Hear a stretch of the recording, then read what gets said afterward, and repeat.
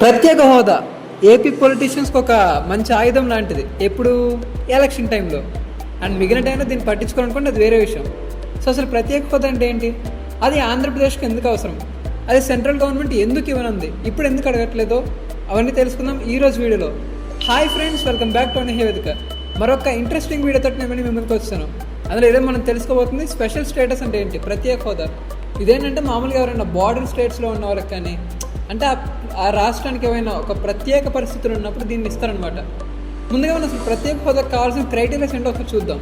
దీనికి కావాల్సిన క్రైటీరియాస్ వచ్చేసి ఆ స్టేట్ ఏదైనా ఇంటర్నేషనల్ బార్డర్ కలిగి ఉండాలి. అంటే ఇప్పుడు like states like west Bengal కొన్ని, అరుణాచల్ ప్రదేశ్, రాజస్థాన్ ఇట్లాంటి స్టేట్స్, లేదా అక్కడ ఒక 10% అబోవ్ ట్రైబల్ పాపులేషన్ ఉండాలి.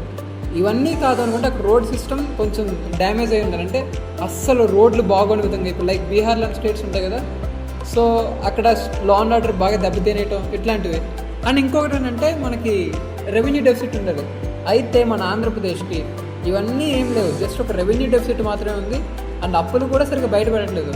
సో దానివల్ల ఏంటంటే 15th ఫైనాన్స్ కమిషన్ ఏం చెప్పిందంటే వీటిలో ఏ ఒక్క క్రైటీరియా సరిగ్గా లేకపోయినా సరే మేము స్పెషల్ స్టేటస్ ఇవ్వలేము అని చెప్పేసి నీతి ఆయోగ్ సిఫారసు చేసింది సెంట్రల్ గవర్నమెంట్కి.